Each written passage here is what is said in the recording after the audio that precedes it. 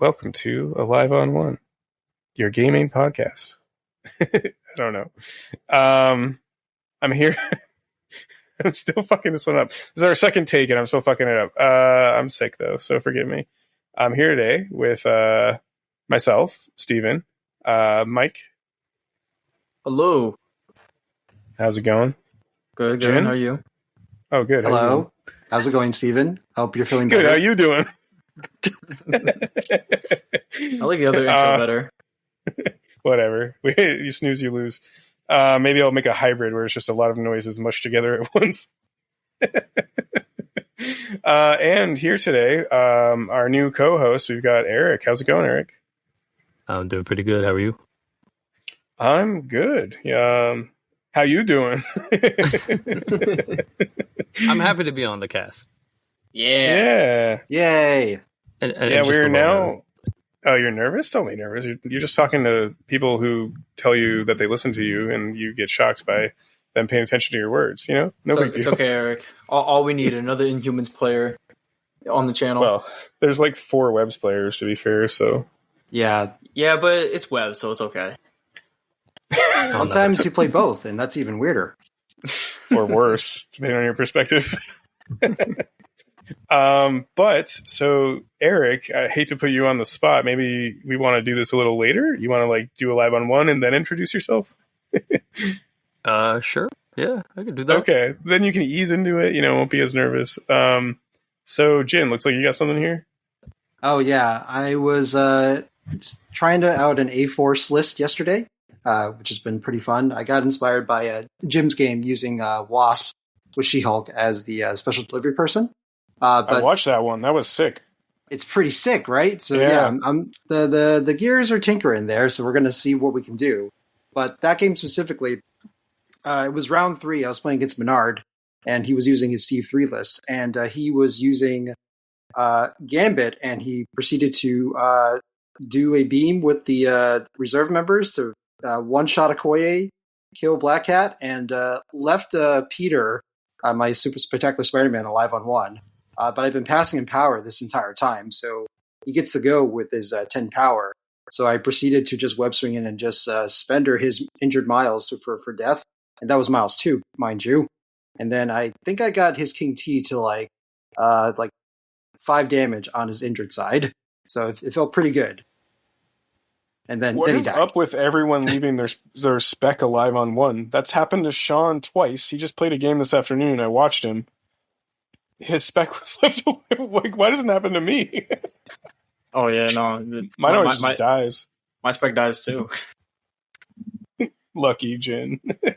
I mean, he also was like behind cover on a scoundrel point, so I think that helped too. Okay, yeah, that makes sense. Yep. Well, that's cool. And so, Eric, you're first alive on 1. Yes. What do you got for us? Yeah, so my first one's not even going to be mine. Well, that feels like cheating. No, yeah, but it's so memorable and it felt kind of bad, so I kind of want to bring it up because it also kind of ties into the topic later too about sportsmanship and mental and stuff like that. Yeah, I was playing against a really good X-Men player, Omar, today, and I was playing Prof X and he was playing Prof X, so it was I just had a mirror match. pretty fun. Yeah, it was pretty fun, to be honest. And we had a lot of the same models, like Beast and Magic, where are both our 3s, and then we're splashing the other ones. But yeah, his Prof X, his professor, his Chuck, survived 2 of my Beast attacks, which felt really bad. And he had 1 health. So I left him, actually 3 attacks. I left him on 1, and then I started the round out. The next round, I attacked twice with Beast. Didn't generate power from the first attack.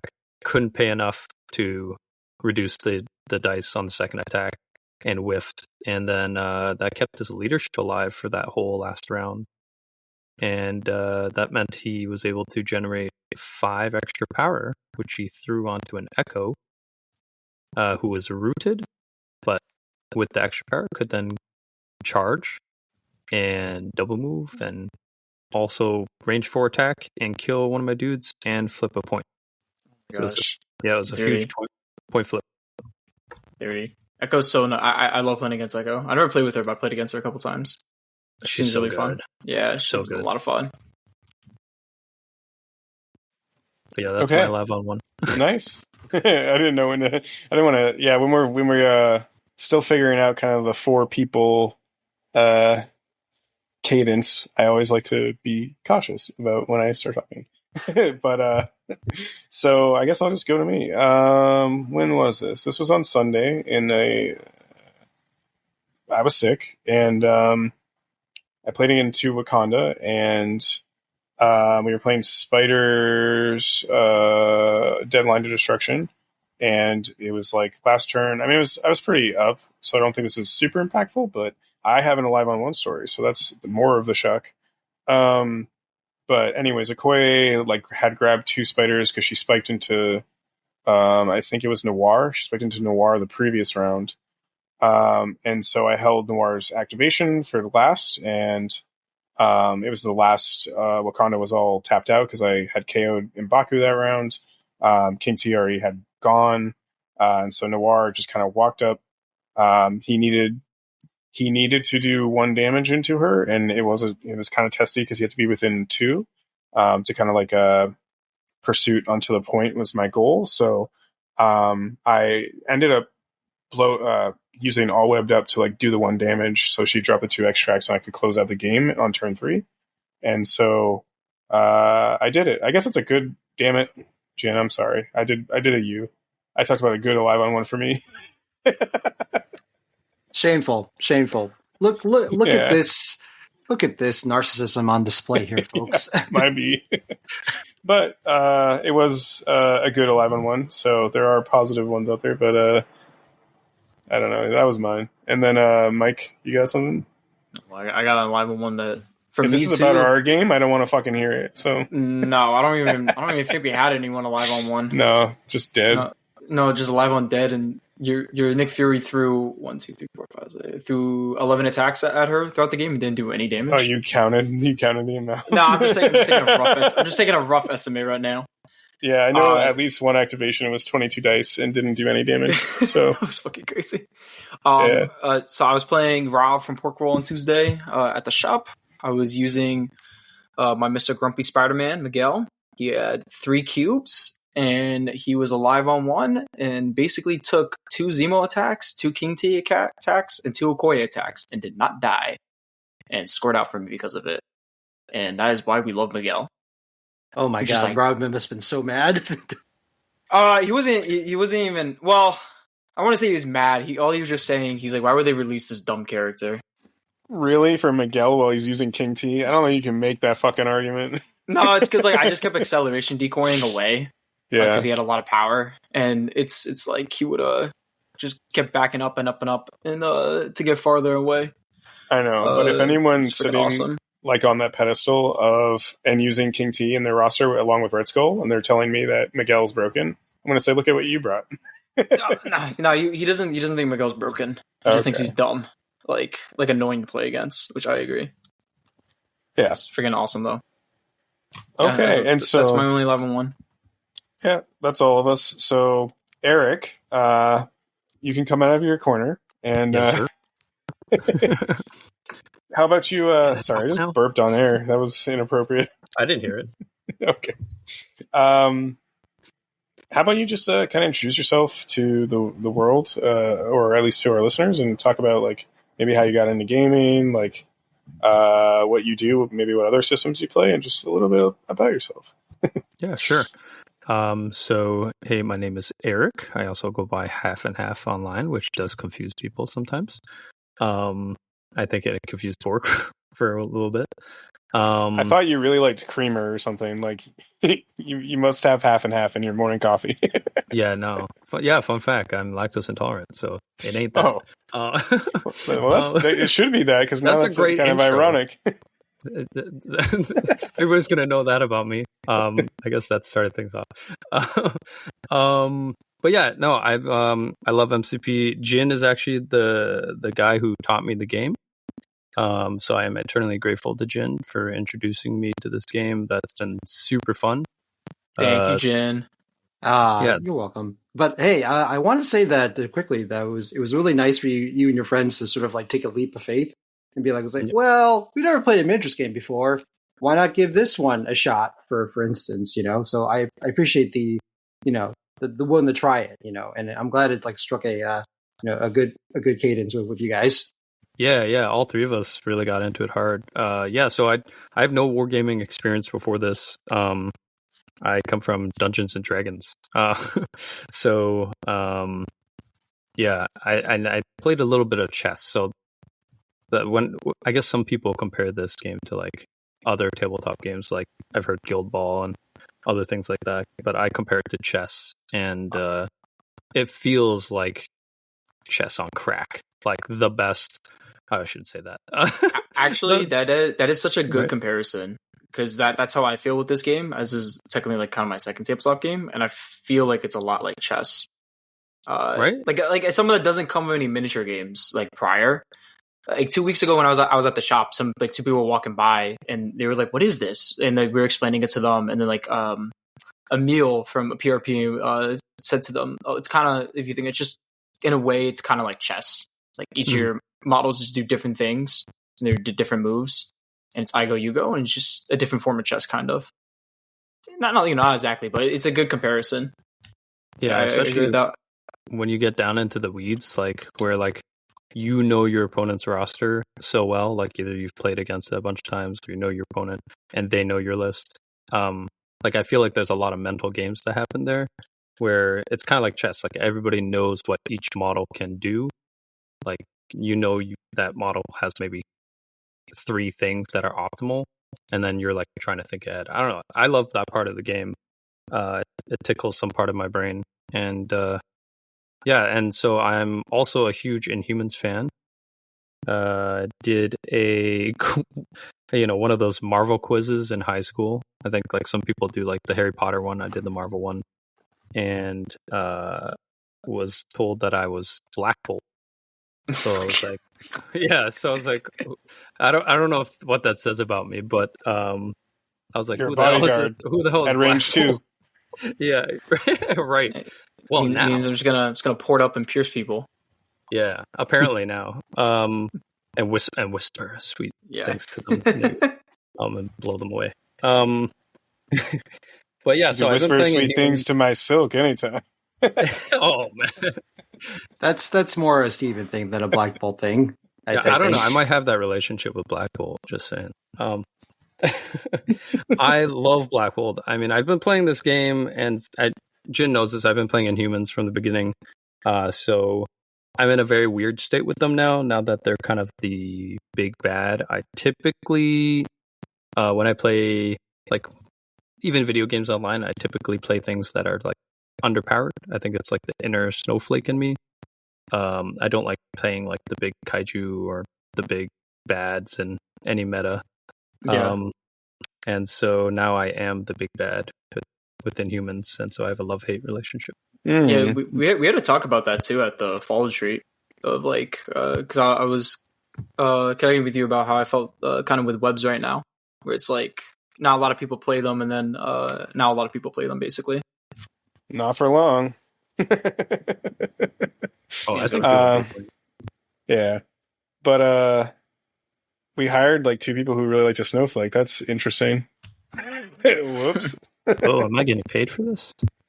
No. I feel that's I feel like that's a very New England thing. I like in our spaces that everybody wants their own particular thing they want to do, So yeah. I don't think that's actually that surprising for this cast, if just in my humble opinion. I'm just a top tier shield though. But Eric, I will say that watching you play these guys on TTS and seeing the way you were passing the power around with early Black Bolt before Gorgon and Karnak got released, it really like inspired me to actually like pick up this team. And like honestly, I would have never picked up Inhumans if I didn't watch you play them. Honestly, dude.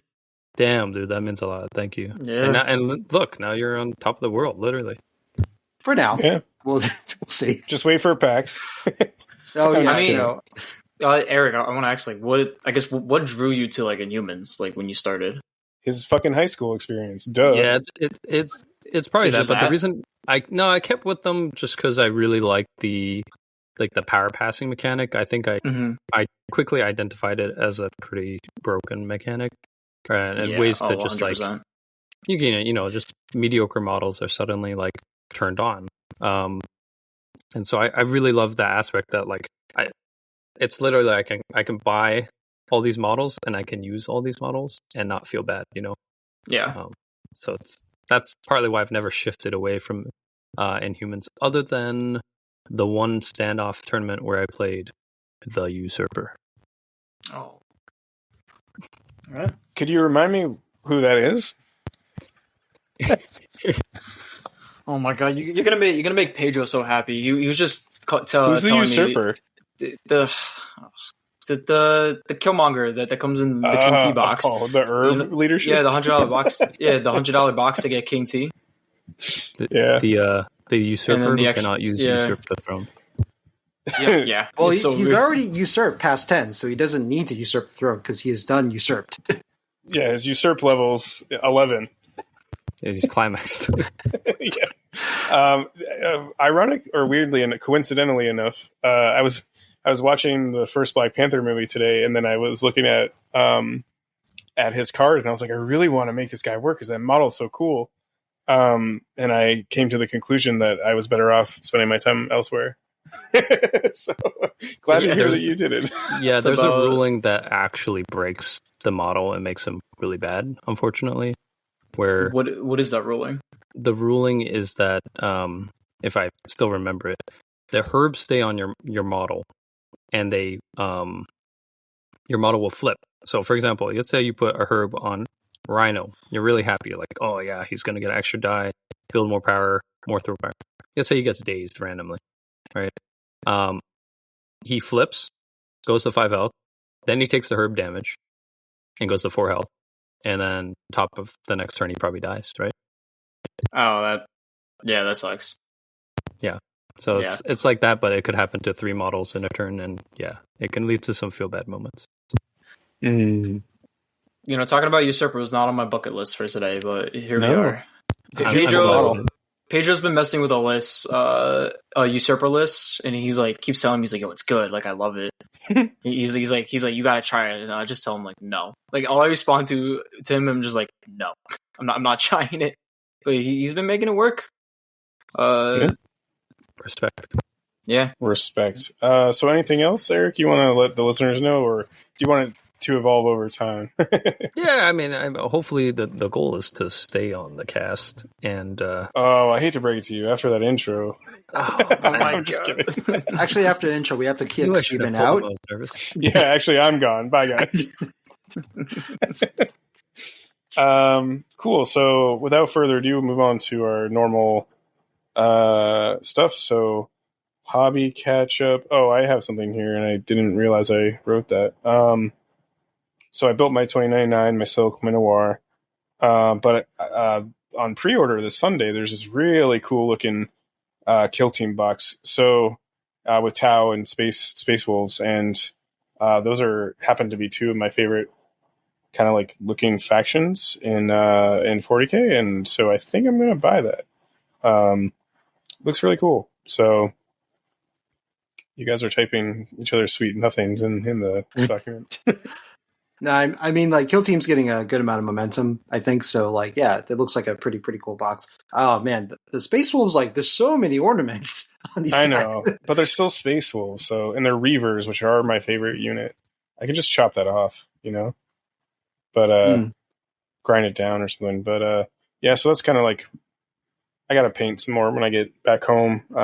My life update will inherently be, I got a really bad flu on Sunday, and I'm still sick, so I've been dealing with that before I go back to Worcester.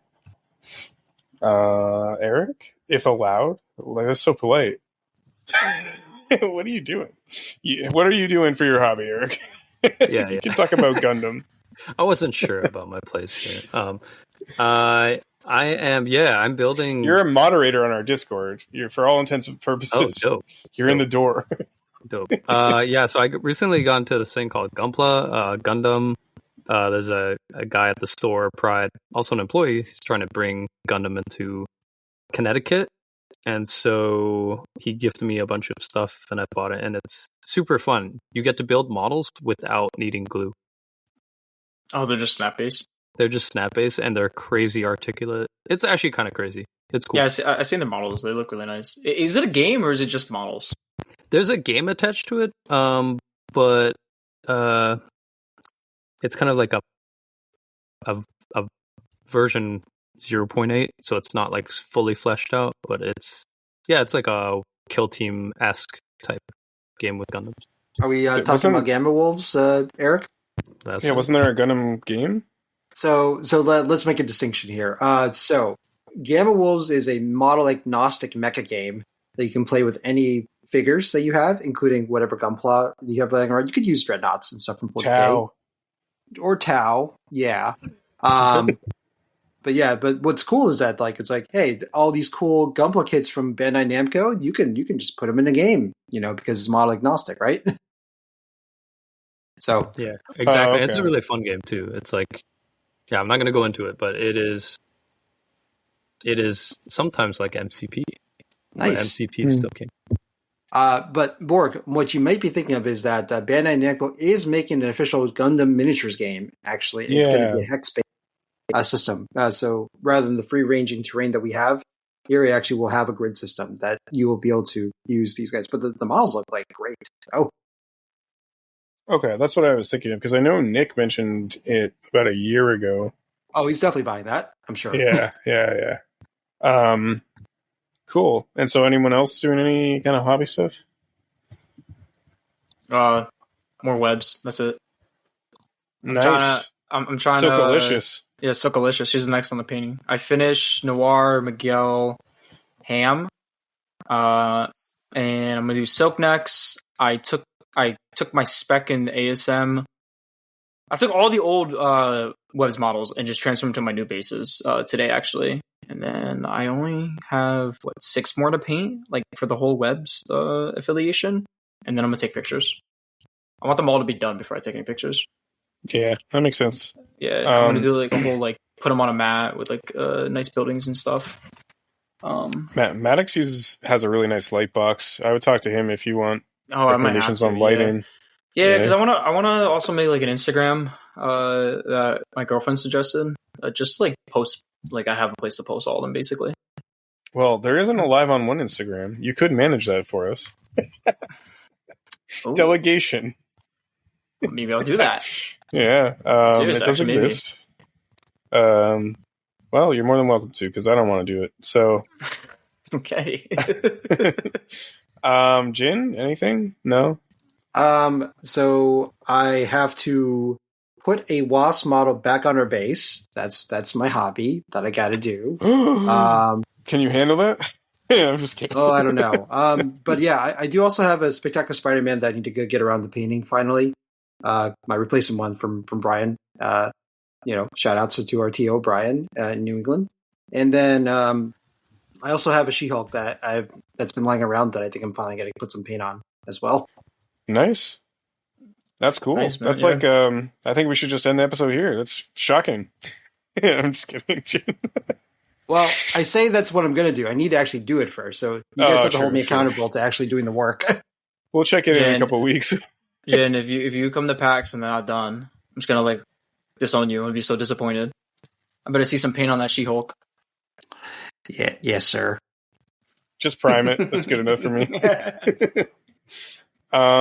Cool. So our next section is life stuff. I had a bad flu. Anyone else can go. Eric, I see you wrote something here. You love the sound of my voice, but you spelled my last name wrong, so I don't know how to take that. My bad. To be fair, Steven, you've also are unclear what your last name actually is. Yeah, it's Bork or Brett. No, Eric, don't apologize to this man. He doesn't know what he's talking about half the time. That's true. That fake it till you make it. I live by that motto. Oh, I almost just choked on something. Okay. Anyone else have any life stuff they want to share? If not, that's cool. No. It's cool. All right. That's it. Yeah, I get that. And Jin, you talked about WTC. How are you adjusting to the time change this week? Finally kind of back together. I had one evening where like I had to go to bed at like 10 and like was just asleep for like 8 hours straight finally. Oh, that's good though. Yeah, no, it's finally caught back up with me. So I think I'm pretty much normal again, which means I can now start staying up until 3 a.m. playing Marvel again. Yes, yeah. I got my late night Marvel buddy back. Jin's back, baby. Let's go. Hey, some weeks I could do that, but sometimes it's just like nah. I think the worst me and Jin ever stayed up was like 4 a.m. Yeah, that was just hot garbo by the last hour. I was like, what are we doing? Like, and then I had like work in 3 hours. I remember that. I don't know. We did that too, Mike. We did do that over the summer. Yeah, I think all three of us have stayed up talking too much about MCP at times. So, Eric, how is your sleep schedule like these days? Are you able to sleep normally? Yeah, it's a lot better now. I've got a toddler, but yep, he's asleep right now. He's starting to sleep tonight. I'm happy for you, man. I have my sanity back. Yeah. Yeah. Well, you've been playing. You dropped off a bit there, right? And you've been playing a lot more and trying to get involved. So. Yeah. I took a break to raise the boy and focus on that. Yeah, raise him so that. MCP, though. Yeah, and once you raise him so you can play games with him in the future, right? Yeah, he loves Beast. He loves really? Beast. He loves throwing Beast all over the place. like your model. My model. Oh, okay. Why Beast in particular? I have no idea. I have no idea. He watches Spider-Man, but he just likes Beast. It's the blue, maybe. Well, it also could mean that your son has a size 3 throw inbuilt on his kit. No, it's only size 2. That's good. No, Beast is size 3, so you'd have to have a size 3. Oh, yeah, you're right. Look at that board. Take it. I'm learning. Well, that's what you get when you play APOC for like 8 months. Yep. Oh shit, he's size 3. Man, it's kind of wild. Like, so one of my best friends who I grew up playing wargaming with, I'll just have this little side note. He raised his son to just like with gaming stuff like all the time. So like by the time he was 10, like I think the kid's painted way more models than I have ever. And like at this point, they're actually like tabletop quality. I'm just like damn, you go, man. Gotta start him young. Gotta start him young. So yeah, no, that could be a future for junior Eric. You know? Yeah, for sure. Is your son's name Eric? No, we don't. No, he's being respectful. Yeah. Okay. It also starts with an E. We do not dox names here. Yeah, except for our own. Except for our own, yeah. Yeah, so I guess I'll move in to upcoming events, which I'll just plow through because they're the same ones. So PAX Unplugged, November 21st. I do want to make a quick note on that it extended. There's actually like 4 or 5 spots left. So if you are considering going to that in Philly on November 21st, take that Friday off of work and come on. We'll all actually be there. So it's kind of crazy. And then Standoff, November 22nd to 23rd, that same weekend. Maddox tournament. So go up there. There's still spaces open for that. Everwinter, December 5th through 7th. There's about 20 spaces left for that. That's early. Oh my God. I'm sick.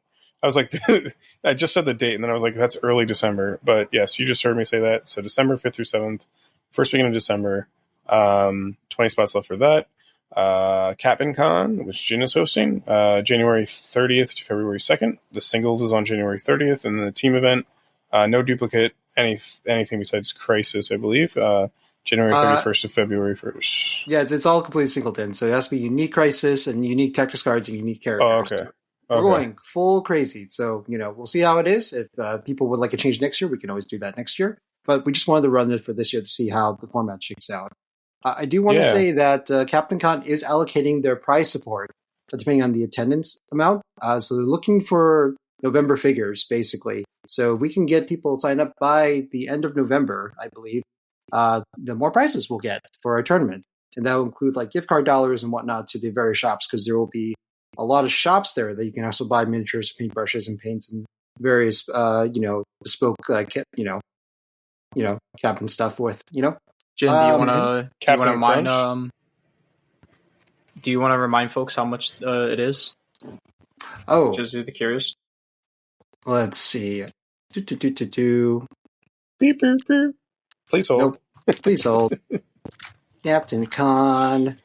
While Jin's searching, I'll just say that like Captain Con was probably I think the first tournament I went out to, and the vibe is awesome. It's like it's all hosted in one hotel, so like everybody like plays together, chats. The vendors are pretty awesome. There's a lot of cool like discount vendors there, 3D printing dudes and dudettes, and Nice. yeah, and then we all like eat at a restaurant afterwards. It was almost as good as as Adam Sandler's Chicken Spot, which I will never forget. The Puritan. the Puritan back rooms. Yeah. I was a little scared when someone said we were going to the back rooms. I didn't know what to expect, but were you expecting like a liminal space that we just be like drop somewhere with a monster chasing us? Yeah, like a back like alley my basement.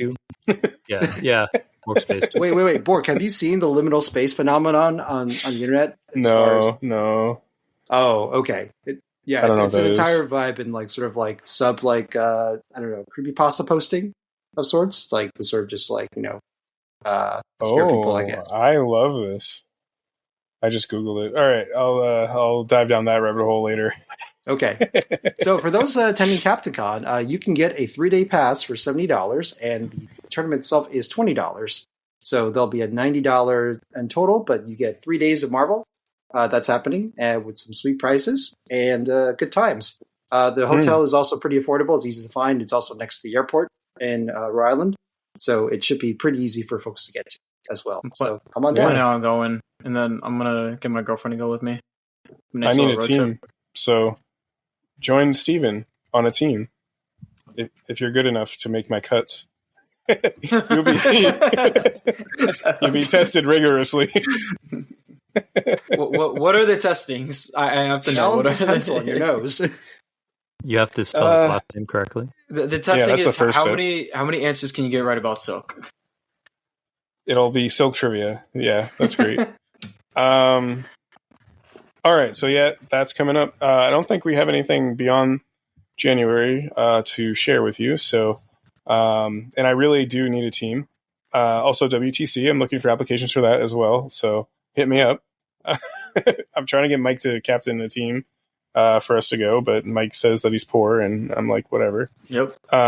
Plus, that's my last semester of college. So it's yeah, me too, man. Like it's WTC. Anyways, we can talk about that offline.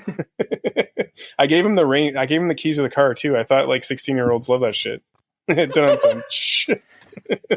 well, jokes on you. I'm 15. Okay, might be. You can't even drive yet. All right. So walking. Man, I'm very sick. So our main topic tonight is sportsmanship. We have been beating around the bush on this topic for quite some time, and I think we've all kind of wanted to talk about this in certain capacities. And I guess it should be said that in this topic, we may say things you don't agree with. B, there's a positive and a negative side to sportsmanship. And I think we all generally agree here that 90 to 95% of the time and 90 to 95% of our games are typically well sportsmanlike. And I think it's important to say before we talk about this too, is that like the negative experiences just end up standing out in our minds, I think, more than the positive. I don't think we're going to talk about all negative stuff. We're just going to kind of have a discussion around this. But I do think that it's important to recognize that negative things are easier to remember than the positive ones. And I think MCP as a whole, especially coming from Warhammer, I guess I'll give a personal anecdote. The MCP community as a whole is generally positive. Coming from Warhammer, there was a point in time where I was playing competitively, and you play 6 games at a tournament over a weekend, and it was coming to the point where half of my games were unpleasant. That means 3 out of 6 were unpleasant for multiple weekends in a row. We're talking like that was like a 3-month span where I was going to weekends at least every other week. or going to tournaments at least every other weekend is about 50-50. And so it's not like that in MCP, but I do think it's worth having a kind of a serious discussion, as much as we like to joke about it. But just knowing that with this topic comes polarizing opinions, different opinions. Everyone has a different take on like some of the stuff we're going to talk about. So if you don't agree with it, that's fine. And I think more than anything, we just want to raise food for thought, right? So that is kind of my little spiel, because it's hard to talk about this without talking about the negative experiences. So anyone else, any kind of like introduction? So, would you like me to read the definition of sportsmanship according to the Oxford? I don't think you need to do that. Okay. But, No. I would like Jin to do it. Okay. Sportsmanship is a noun, and it describes the fair and generous behavior or treatment of others, especially in a sports contest. Oh, that's it? So generous, fairness, compassion, kind of some keywords there I'm hearing. Fair and You didn't say generous compassion, behavior. but Nope, I didn't. That is a self-insert that you are ascribing to this definition that the Oxfordians did not put in there, Stephen. well, that's okay. I disagree with Oxford, apparently. I think generosity, this is more of a philosophical thing, but I think generosity definitely is tied to compassion, but we don't have to get into that discussion. So yeah, I would agree. So that sucks. Steve. Like that mean, and also like Warhammer games are like 3+ hours, right? Like with the setup and everything as well. So like that's why I quit. Yeah, so that's like 9 hours of experience of just isolated unpleasantness, right? During a weekend. And there were moments, and so I guess this is a good also anecdote for like why it's important to be sportsmanlike. Because that there were during that time I literally would go to tournaments, and unfortunately a couple of them were team tournaments, and so it was like I had to go to like help my team out. But there were more than one moment where I'm sitting in this game going, I'm spending my free time doing this, and that's not a feeling I ever want any of my opponents to have, in general. So I think it's pretty rough. Yeah. So my thing with like sportsmanship is the difference between tabletop games and video games. Video games, if me or my like opponents are getting mad, just shut off the video game. But with the in real life tabletop games, if someone is not being sportsmanlike, you can either sit there and basically play for the next hour and then go home feeling like crap, or you can stop. It just can kind of, I don't want to say totally ruin your mood, but it can ruin your mood for like a night at like a game shop or at like a tournament, basically, if someone wasn't being very sportsmanlike. Yeah. And vice versa, like you can, with good sportsmanship, I think you can, because I think it's really tied to like player experience. Mm-hmm. You can make your opponent's night, Oh yeah, totally. Yeah, like if you have a great game with somebody, it can really make or break the night, basically, or the day. Yeah, and I've even had games of MCP where because it was so clean and sportsmanlike, I walked away. Yeah, just feeling great. You're like, that was a great game because everything was like above boards. It's not saying you didn't make mistakes. And I think when we start this topic too right now, we have to make a distinction between I don't think making mistakes is necessarily tied to this conversation about sportsmanship, because like they happen all the time, right? Like people do things, they forget things. Like I don't think that. I mean, I guess that has to do with intentionality, because like then you run into the the problem really of like people making quote unquote mistakes, but like they seem intentional. They seem intentional. You can't really know, right? That's why I don't know, that kind of vague discussion. I don't know if it's going to come up, I feel like, but yeah. So we kind of talked a little bit about what some of this means, and I don't think it's hard to pin down what sportsmanship is, right? There's not like a set of rules, because it's more of like an ethical question. And so I think, go ahead. Oh, no, go ahead. Finish your thought, Steven. Oh, that was it. Okay. Okay. So this is the thing I keep harping on, right? That you may have heard me say repeatedly, where we have game stores, right, or TTS or whatever you play this game. This because it's a social game, and you're playing in a social setting. I feel like we need to like talk about a bit about like again, this is a third place, right? So beyond work, beyond home, this is a place where we can gather with people. Essentially strangers sometimes friends, and play a game with a social contract, right, in mind, right?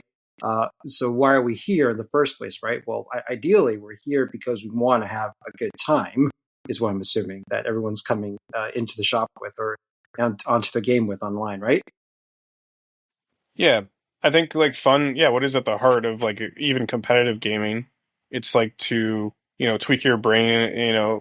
Tweak your brain. Humans have been playing games for thousands of years. There were war games like in fucking Rome. So like, just making the intent of that. We're not practicing for military strategies anymore, right? Maybe, but generally speaking,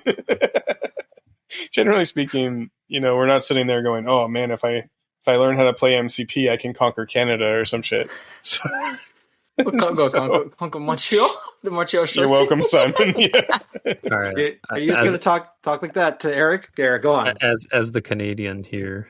I forgot you were Canadian. I forgot to mention that about myself too. Yeah. But you're Canadian? Yeah, I was born in Canada. I just came here for school and ended up staying because I got a dog and then a wife. Oh man, 2 strikes. Just kidding, Eric. No wonder why Eric is much nicer than Steven. Yeah, I was born with American negativity. But see, even when we're talking, it's actually a good example of a social contract, right? We know Eric well enough to make that joke around him. If we didn't know Eric well enough, it could violate a social contract. And sometimes that's, part of the misunderstanding between communication in general, right? Is like you violate some kind of social contract that you didn't know about or something like that. So, and I know, Jin, like, I think I stole this phrase from you, but it's even in the rule book, when you talk about game state for MCP, it talks about players maintaining the game state and agreeing to it in the game. So that's already alluding to this idea that when you're across the table from someone, you're entering into a social contract, where I think intention is really important, right? Like intending to play the rules. I got some flack on this for saying intention a lot in the last episode, but did someone ask to make a drink game out of something out of it? No, they like made fun of me because it's like a new age buzzword, but it comes from my experience of like qigong and Taoism. So, but anyways, no intentions. That's like I think apropos is like it's about expectation, right? Intentions and expectations, and so I think sportsmanship even changes depending on the atmosphere. If you're there for casuals, you're going to be a lot more generous, to use the word that you brought up earlier. But if you're at a tournament, you might be a little bit more strict, but I still feel like the MCP crowd should have the spirit of generosity. Like, maybe not allowing takebacks, which we'll go into later, but it's about intention. And like, if someone's like a little bit off a point, but they announced that they were on that point earlier, this is especially the case on TTS. If you play on TTS, where you do measure a range 1 tool, but then for some reason it says you're out. You kind of have to go by intention. Yeah, I think also it's man, I just had a word. I guess when you do moves, like stating what you're doing, that way, like the intention is there. Like if I'm playing in a tournament and I'm moving this person within 1. Like if I'm moving Miles, he's within 1 of the secure, and then late in the round we check, and then they're like, oh, he's not in 1. And we're like, well, the intention was him to be within 1, because stuff gets bumped and all that, basically. Yeah, absolutely. Question: when you guys move models, right? And like it's like, hey, I'm moving this guy over here. He's going to be within 1. Do you have the opponent look to say that they agree with that? Because that's something I end up doing a lot, actually. I just actually started doing that because of you. a lot. Like when I'm at tournaments, like it's something new that I just started doing. And I feel like it's sort of like heads off like double checks and double takes later on, you know? Yeah. That's a good call, Jin. And that was actually something I was doing in 40K. I mean, I don't remember if I do it, but I think sometimes when it's especially when it's an important move, I might double check with my opponent and be like, does this look okay to you? You know, are you cool with this? Like this placement? But I definitely think that's an important thing to mention here is like checking with your opponent is kind of part of that social contract. And that's in the rules specifically, like making sure both players agree to the game state. And so I think it's really important to call out here that like you should be checking with your opponent to make sure they're kosher with everything, right? Agreed. Yeah. And I just want to go back to Eric's point earlier. And I think really like the context of the game is going to matter a lot of like how you kind of probably define sportsmanship, right? Like there, where if it's like oh, we're both pretty new to this game, you know, we probably should allow discussion and takebacks frequent, you know, like, you know, if it makes sense, you know, whereas like if you're in a more organized like tournament setting, the expectation, right, is probably that everyone kind of knows what they're doing most of the time, and so you don't want to like I guess you know, give people like too much like I guess doubt of like they don't know what they're doing. So I just like it's like okay, I'm just going to let this person do what they do, but you know, as long as it seems like, you know, clean, and that's all I can really do. I can't tell them it's like a good or a bad move or something like that, right? Yeah. And I think part of sportsmanship is like how you want to present yourself at a social gathering, right? Like you're going to most likely game with these people again, right? Even if it's like a big tournament, you might see them the next year, and people talk. So it's like it's just always good. I always try to play super clean, and I'm coming from Inhuman, so I'm like checking range 3 tools all the time and making that very clear to my opponent that like even when I'm not just assuming there's a range 3, I'll always take out a range 3 tool and just be like, I'm just showing you they're within range 3. So, you know, you just want to be known as like a clean player. You don't want people saying something behind the back, because sometimes people lose and they want excuses or people to blame, you know? Yeah, absolutely. So yeah, I guess that's something. Yeah, like I said, I think this discussion is just going to raise some questions, right? So like, I do think it can't be argued that like the social construct or contract is inherently implicit in this game, and so trying your best, you can't know what everyone's thinking, right? But I think context and communication is super important to establish this so things don't become confused. I think that at tournaments, it's implied. And that's kind of where you get the some of the I don't know how to phrase it, some of the like more unfortunate nuances of people feeling like the contract's been violated.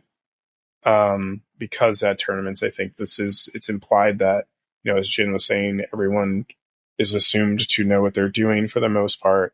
Everyone has the same intention when you're playing competitively, that they're going to get the rules right to the best of their ability. And so, I don't know. I think that's just an important concept to remember when you're playing. And I think it's especially important for maybe people who play more competitively to remember when you're going to a game store, the person across the table from you might not be someone who's like looking to fucking win LVO or something. They might be someone, or maybe you bring Sentinels, right? Like they're newer, they just want to have a good time. So I think Jin's really good at this, and not to like prop Jin up on a pedestal, but like I think you have the ability to like tone down very, very well. And that's kind of like a good exemplar of the community and like how to handle it. Yeah, I think this is a thing that Waylon has made fun of me. It's like my skill will just drop to the level of like the vibe of the opponent, basically. So it's like the difference of playing like me and him versus me like playing at Pat Dumford. Like it's two different completely settings. I feel like that I like gear shifts, right? That I have myself. And that's kind of like you want to have that flexibility, right? In mindset, because like, it's like, oh, is this person just looking for a fun thematic, like roll dice battle? Or, are we like competing for something like super, like, strict here, right? Yeah. Or are they your rival and you just want to smoke them? Yeah. And you just talk smack, in a friendly banter way, because you have that rapport, right? That you can do that. But another thing that should be sort of important to think about is that no matter what context or what level you're sort of gear shift you're kind of playing your game at, I think just having constant communication is the key, right? So always checking in with the opponent, so, no matter if I'm teaching somebody or if I'm playing someone that's very high level, I always just sort of like announce like what I'm doing and what the intention of this movement and range is, and then to make sure that they agree. And I've had very, very few problems, with, either setting, right? Because of that. And I think that that's been very helpful, is just having that constant communication, just like, here's what I'm doing. Are you okay with this? It's like, I'm doing this now. You good with this? Okay. That's something I'm trying to get better with. I've been told that sometimes I play too fast, and I need to play fast. Like I need to like slow down. Like I'll be like, okay, I'm gonna like throw 8 dice at you, and they'll be like, what are you talking about? And I'm like, I'm doing the spender. And they're like, which one? Like if you carry those 2 spender, I go like too fast to where sometimes I don't unintentionally I don't give time for my opponents to react. If they have reactive stuff. So I've been trying to take a step back and like after I do something, like if I know my opponent has something to do, but like, do you want to do anything? Because like anything you want to do, stuff like that. Yeah. Definitely. I mean, and yeah, I mean, that's a part of the sportsmanship contract you just have to work on, is allowing your opponent to like have some time to think. Yeah, it's not like intentionally. It's just no. I just like play sometimes too fast, and I get too ahead of myself. And I that's something I've been having to try to get better with. When my opponent's just slowing down, basically.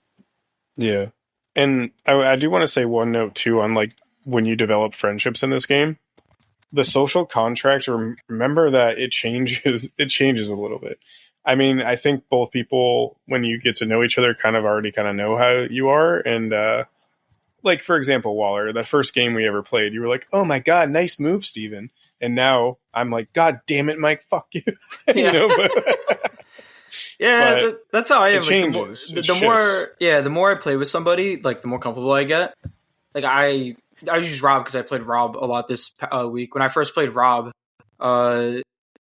very, very casual, like in a tournament, like whatever. And now, like when we're playing, I'll be like, oh yeah, like my Miguel fucked up your King T, or he would say like, I just one-shotted your bitch, like stuff like that.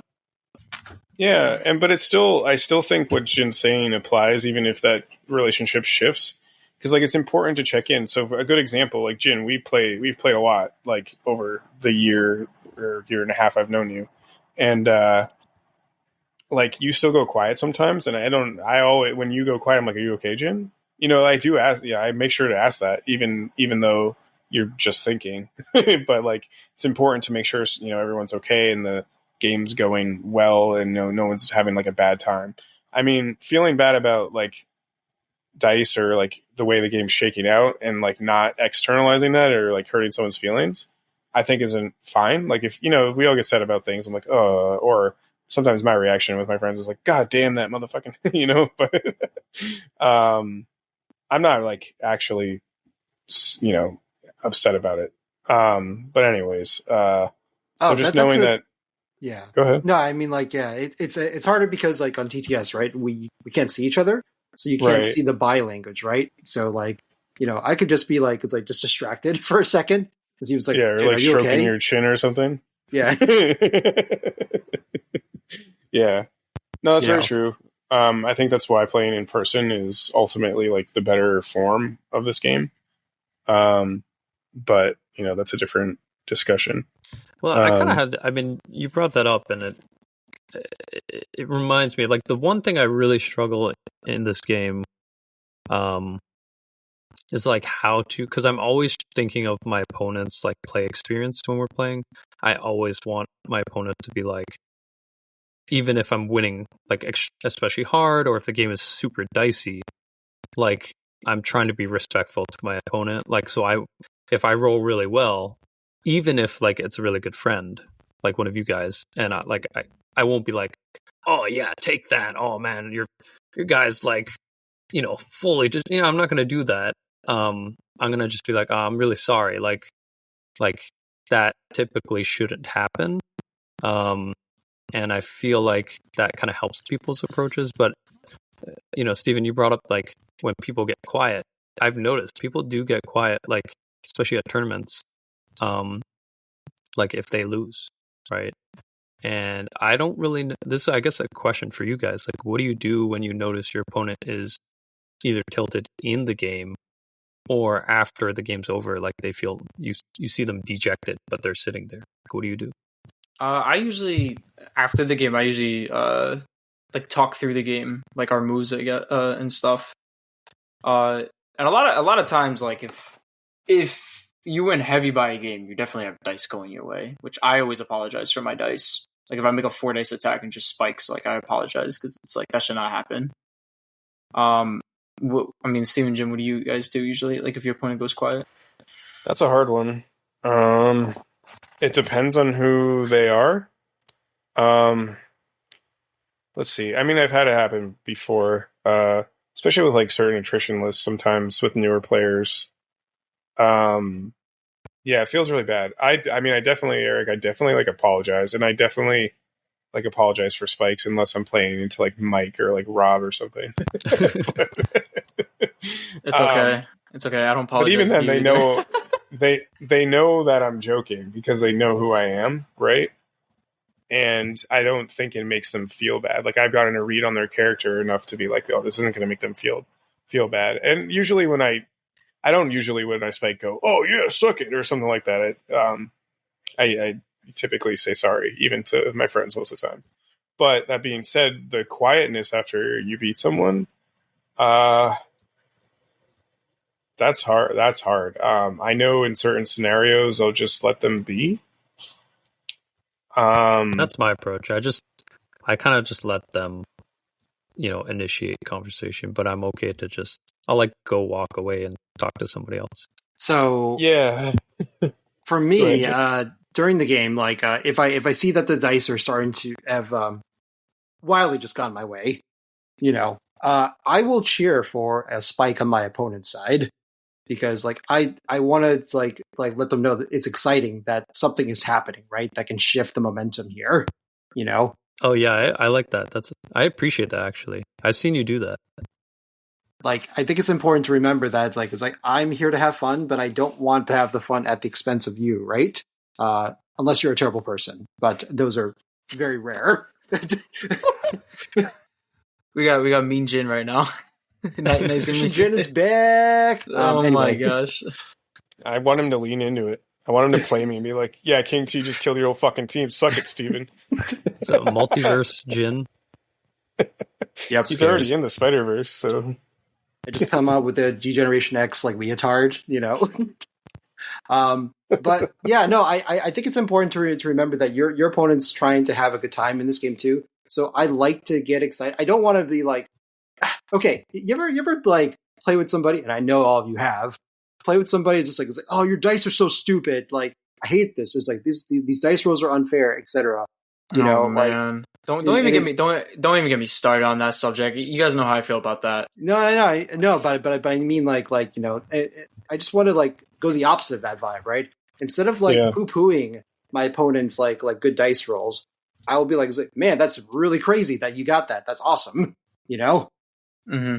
So like doing that, I think like trying to like project out that energy that you want back, right? Because if I do this to your dice, maybe you'll be less like poo-pooing when I roll good. You know what I mean?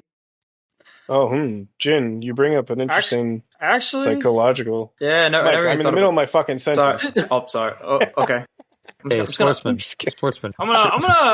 Listeners, I'm just gonna go on mute and I'll talk when Mr. Grumpy over here allows me to. I'm gonna go on mute. I'm sick. I'm allowed to be grumpy. Suck it. Listeners, what do you do when one of the podcast hosts is quiet? You kick him off. Oh no. Oh, thought you were going to say something about me. Yeah, maybe you. I don't even remember my sentence now, so go ahead, Mike. It was something about philosophy. You bring up a good point about philosophy. I think you said that. I don't remember. Waller, what did you have to say on that? I don't even remember. My mind got foggy. We both don't remember. I don't remember now. I got so foggy. See, because you guys projected this negative energy out, now you've lost the positive thoughts already. Yeah. Oh, okay. I remember. No. I did too. Nope, you too can late. go. Yeah. No, you got to wait until I give you permission. Okay. All right. So, oh fuck, what was I gonna say? Okay, wait, no, I know. I like the idea that Jim brought up. Jim, oh my god, Jin. No, I'm stuck. Let's go, idea Mike. that Get it out. I like the idea that he brought up because I actually never thought of that. Like, if my opponent starts, like, if they're projecting bad energy and if they start willing, I should be like, oh yeah, good job. Because a lot of times, I know I can think of, I have like two people that come to mind when you say that, where they start complaining heavily about the dice all the time, and it just affects my mood. So where even after the game, I don't even want to talk about the game. I just want to like leave, and like get out of there. And it like really affects my mood while playing the game. Where I kind of have like the mindset of like, can this game just be done already? I could be doing like better stuff with my time. But I'm actually going to try that now that you say that. That's actually really good advice. Yeah. And on that same note, my thought was just like I realized something about why I laugh so much in games. It's because I want people to do that. So, Jen, you bring up a very good point about projecting the energy that you want to receive, I think. And hopefully that's a positive energy. If you want to receive negative energy, I don't know. Yeah, I mean, it doesn't work all the time because, like, I know that even when I do that, they'll still project the negative energy and still, like, you know, not give what I'm trying to you know, I guess formulate or cultivate here, and that's fine. It just means that it's like, okay, I'll make a note that this is the kind of person I'm playing with here. You know, especially if it's after repeats amount of games, it's like, okay, all right, I filed that this is the kind of experience I have with this person, and it's up to me if I want to play with them or not, right, in the future, because it's a social contract, right? I don't have to play with this person if I don't want to, right, at the end of the day. Yeah.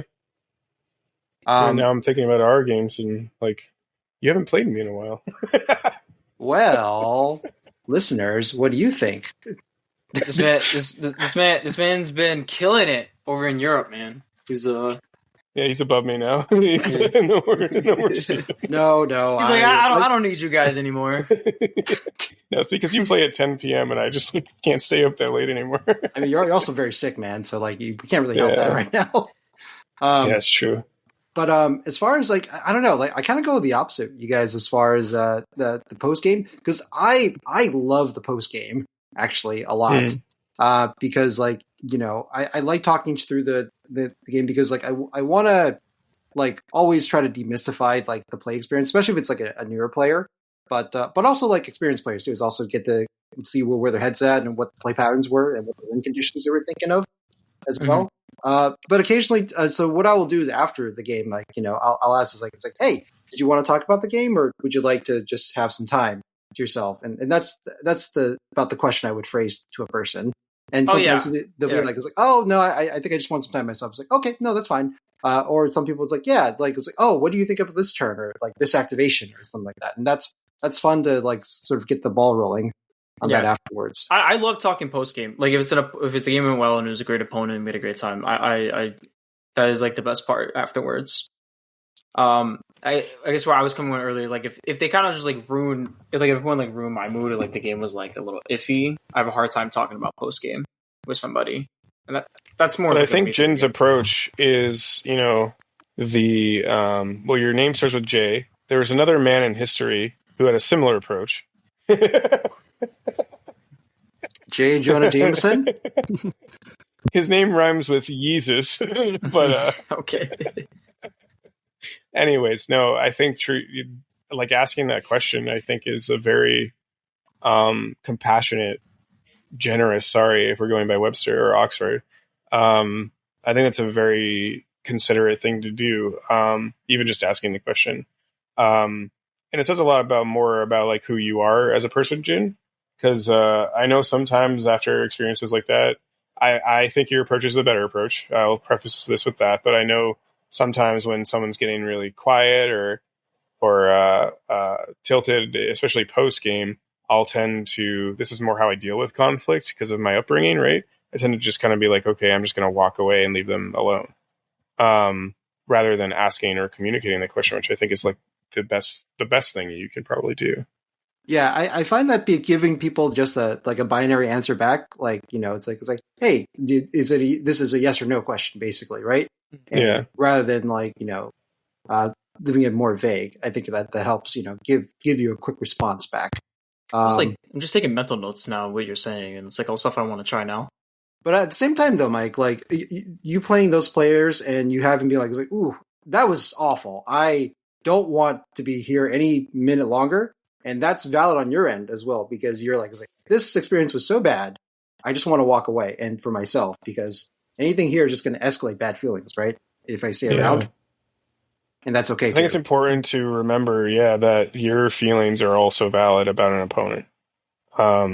Like, it's great that you do that, Jin, but like sometimes with certain people that we play, we don't have that in us, right? Some people just don't have that in them. I mean, obviously, like you're not compelled to do this. I'm just saying that, if you're a person that wants that further interaction, it's up to you if you want to engage more, right? I'm just saying, this is how I kind of go about it, Oh, absolutely. And I think if you're writing a rule book on what is appropriate, and Mike is making a ton of noise right now.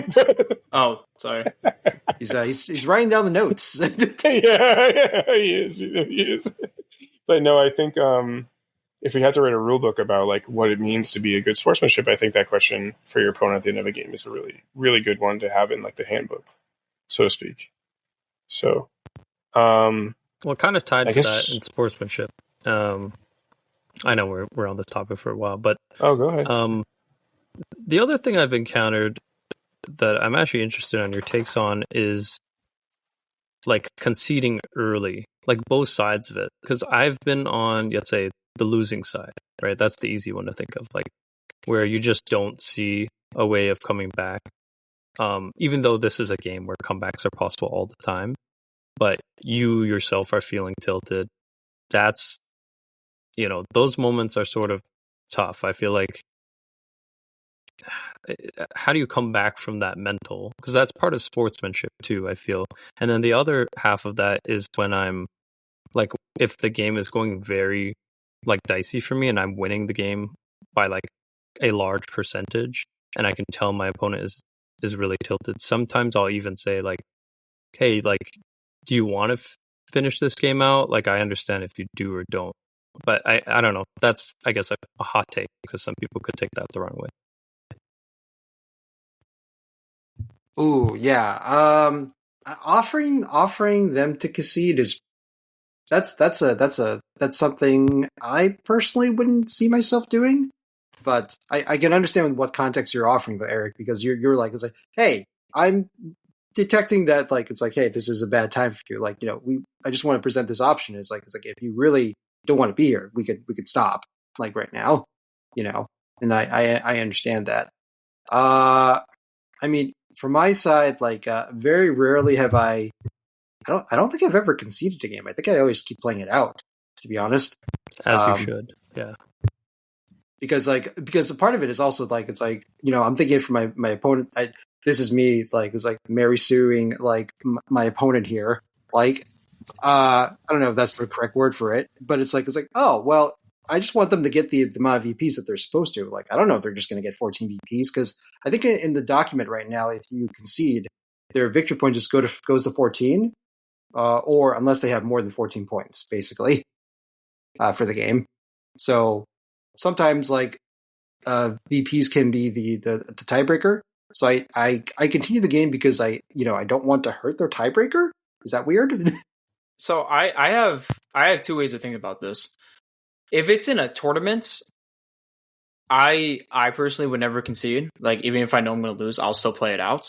But I think in casual games, like I'll give you an example on like Tuesday, my first game, I was playing Mike Dambois, and after the second round, it was clear that he was going to win. So I was like, okay, I'm going to concede. Let's re-rack. Like if you guys ever do that, like I tend to do a lot. I tend to do that a lot with my play group. Where after like the second or third round, because we all play the game so much and we know how it's gonna go, and like yes, dice are going. You can always still come back. We're usually like, okay, let's like re-rack. Let's just like try it again. Not even exactly the same scenario. Maybe we do sometimes. We're like, let's just try it again. Like we want to like see how it goes to get even more games in, basically, and we kind of like concede in that way. But when it comes to conceding in tournaments, I think you should always still play it out then, because like Eric said, dice can always still like show up randomly, even if like the other opponent is so far ahead. You can have moments where it just swings around basically in your favor. Yeah, that's about intention too, though, Mike. Like, if you set the intention to be like, we're just gonna ball out, and like when we start to notice that the game is unreachable, or one side's favoring the other, let's re-rack. It's a practice method, right? Which I think is slightly different. That's just intention. You're practicing. There's the intention here is we're gonna sit down, we're gonna practice, we're gonna run through these scenarios. Which is different than a tournament where you're kind of expected to. I mean, I think it's implied a little bit in the social contract of a tournament that you're expected to kind of finish your games, unless you concede yourself, right? If you're not having a good time and tell your opponent this is over, then that's like a choice you can definitely make, I guess. I don't think I've ever done it, but like it depends on who you are, I guess. But yeah. And then, Eric, you also raised the question of like tilting for yourself. And I think Sean, Jin, and I talked a little bit about this last week. I know that there are methods to deal with it. I think the biggest one is to kind of, I'll start this from a physiological concept or psychological one. When you're starting to tilt, it means you either had like some kind of expectation, or you're encountering like randomness in life. That's kind of like what's that called? That word. You're encountering a wall. There's a better word for this, but you're encountering struggle, where kind of life is in this more giant kind of metaphor. Life is sending like struggle towards you. And your adversity. You're dealing with adversity, and you're being like maybe overcome by your emotions in relationship to this game and the adversity that presents itself in this kind of like micro context of like a human kind of human experience, right? And so there's a lot of different reasons people get tilted.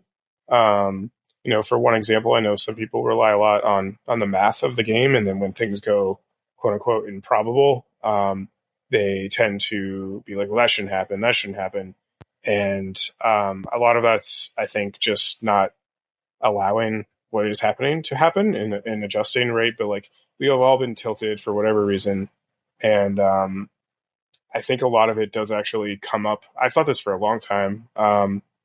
I study a lot of psychology and whatnot, but typically gaming brings out this small microcosm of how we deal with adversity in our real lives. And I think it's important when you're playing this game to remember that like there are healthy and there are unhealthy ways to deal with adversity.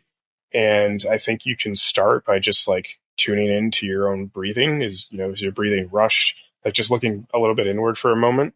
So like pausing is an important tool in that. And this is all kind of like a long-winded way of saying like whatever has worked for you and you've dealt with things outside of life to deal with like problems in a healthy way. Typically like a version of that will work really well for you in your gaming life. So for me, I know that when I'm feeling that way, I know the healthy approach for me is to like take a couple deep breaths, kind of walk away or to laugh about it and kind of project the idea that like the reminder that this is just a game. It's not an actual like life risk, but our physiologically our bodies and our minds sometimes like take it that way, right? Like your cortisol can spike up when you're stressed. Like lots of different things, but I think that's an important important thing to remember, is that like you're dealing with this like microcosm of like adversity, and like however else you've dealt with problems in the past, it's probably time to apply those to that game for a second. Like maybe take a breath. If you deal with conflict by walking away, maybe just ask your opponent, "Hey, can I just take a minute?" Like other kind of methods like that. Or I'm feeling these feelings that are being honest and communicating. It kind of goes back to that, but like I'm dealing with these feelings that I shouldn't feel based on a miniatures game. Do you mind if I just take a moment? Right? It's hard to be that honest with somebody, but I think that's probably like the gentleman's approach to handling some of this stuff. And I don't want to just say only men play this game, because I don't, but like it's mostly men, so I'll use that term. I don't know. That's kind of my answer. I've actually seen this in real life too. Like people have asked me, it's like, "Hey, I need a second here. Can I just like get a drink of water or something?" It's like, yeah, man, go ahead. You like use the bathroom or something. But yeah, it's like it's easier when there's clocks involved because you can just set it to their time and they can just go ahead. But I think most games we tend to finish pretty much on time, so that usually hasn't been a problem, I think. And like I said, it's important that both were having a good time, right? So you can see that by language, breathing, etc., like things that they're not feeling comfortable. So yeah, you want to give them that grace, right? To be like, it's like, let them do what they need to do and then come back, right? Yeah, and tilting's hard because if it's handled the wrong way, like it can, again, we're at this social contract of both of us having fun. That's not just one person. And if you're not handling being tilted the right way, it can ruin the other person's experience. And so it's a hard thing, but I think taking time away from the table is always a positive, I think that can't hurt, for in most situations, like just like walking away for a second. Cause I do think gaming brings us into, like playing this game brings us really in. I don't know about you guys, but when I'm playing a game, I'm like super present. Like all that matters is kind of like the game and like my moves and like things like that. And you sometimes forget, like, oh, you can just walk away for a second, take a little breather. Even if that's like your opponent, maybe in the power phase, you're just like, okay, I'm going to take 3 deep breaths here. I'm not feeling too great about this, But yeah. No, I learned a lot from just listening to you guys just now. What helps personally for me is like I'll start thinking the game less competitively, if that makes sense. Like I'll be like, oh, the dice are telling me a story, Oh, this is a comic.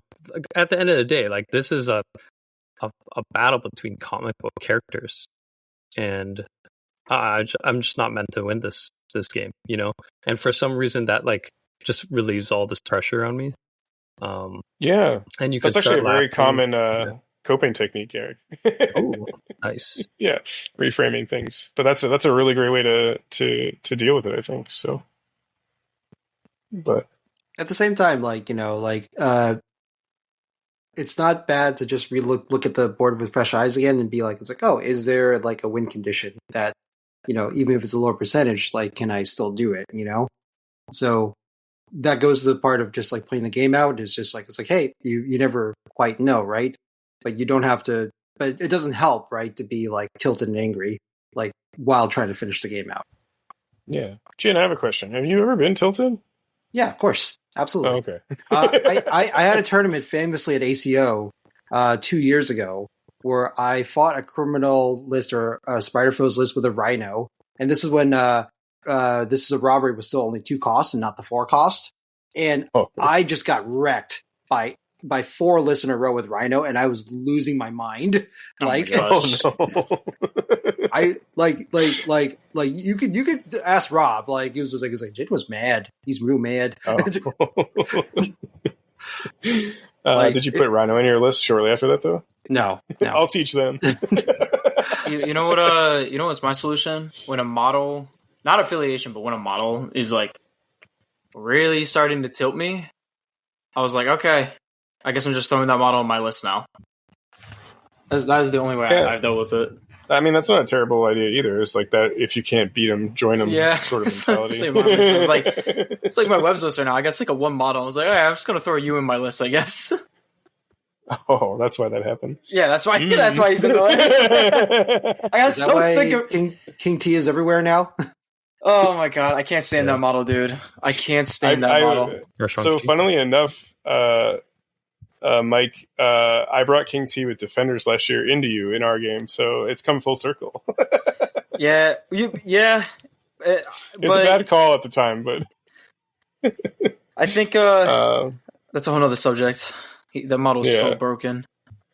Yeah. Cool. So we talked a little bit about that. For sake of time, too, let's move on to some other things that kind of are we kind of just have like talking points that like concepts for sportsmanship, just like for things to think about. I think the most important part about this episode for you as a listener is just like, I don't know, taking a few things away or whatever. I guess I'm setting the intention of the episode, but I'm so clever. Yes, you are, buddy. No laughs. Except for me. Well, that's how it is in my life. Womp womp. I wish we had a womp womp sound on our soundboard. That's what I was just thinking about. But moving on to the next sort of topic, we just have kind of, I guess, a player's relationships or relationship to the judge and judge calls. That's all I wrote down. But Eric, you have really good questions. Why don't we start with one of your questions about this? What, judge calls in general? Yeah, in relation to sportsmanship, like what are some things we can think about, I guess? I don't know. Like, I think, I'm just going to start. It's not really a question, but like for me, the judge is just like our king, I don't know. It kind of alleviates the pressure. I'll call judges over if there's any sort of discrepancy, like, or even I'll do it proactively. So if like I'm doing something and there's not many gotcha moments in MCP, but there are some. I play with Ronan because he's affiliated in Humans, and he definitely has a gotcha mechanic when he gets dazed. And there's a lot of weird rulings around throwing out the judgment and being able to do that. So I'll usually proactively call a judge over, and that alleviates any, at least I feel like, any future, I don't know, thoughts that my opponent might have, just being like, did this guy just like say this model does that because he wanted to win, or was that actually like a real ruling? So shout out to Brian. He's done a lot of my judge calls at like Midgard and other tournaments, and he's helped me out immensely because he can kind of tell what's happening instantly and just like diffuse the situation before it gets bad. Yeah, that's a good call. Judging is hard, and I think a lot of scenarios have come up in our community that like make us like kind of reflect back on like the responsibility of a judge. I think for me, like the most important like question, and I don't have an answer, is like how involved should a judge be or not be? That's something that always kind of like should it be standard always to call a judge over, or should the players agree? Like there's kind of that weird line where in the rules it is like expected that the players maintain the game state, but then there are times where players can't agree or something seems off. I think proactive judge calling is awesome, especially for like weirder interactions that you might have, like but at the same time sometimes a lot of the issue, I mean not all issues like that Inhumans one you said, Eric, can be solved with you showing your opponent your card. But I think being open with the rules are all like, literally I've logged onto Jarvis on my phone in games and like looked at the character card. Like you always have the ability to do that, be like, just wait a minute, I'm reading this, because it's easier than asking the opponent to like hand over their card or whatever. But in the context of judging, I don't know. No, I think the most important thing to do is to be sportsmanlike. If anything, for me, sometimes it's like if anything's in question about a game state where both players might be confused or not exactly agreeing, just call the judge over. Like, they're not there to like punish anybody, and you're not you're not calling them over to punish your opponent, but it's just like, have that understanding that if you want an outside party looking at this at any time, like, just call a judge over, right? Yeah, agreed. I think when, like you said, anytime that I can see on my opponent that there's like unsure, they're like, it's like, oh, I don't know if this is the way it works or if this measurement's quite in range. Then I just like, hey, do you just want to call a judge over? We can just do that, and and I'll offer it's a good idea, and I'll usually be pretty proactive like about that as well. Yeah, I think calling judges are good. I've also like called will before, like at tournaments where like the simplest thing, like if it's say like a lightsaber or like a throw, or like some key push, and I'll be like, hey, like judge, like we'll come over. I'll be like, hey, can you just do this for me, just so it's like unclear. Like I'll put it down and be like, I want them there. Like if they might stop somewhere or something like that, and then to make you and your opponent feel good, basically.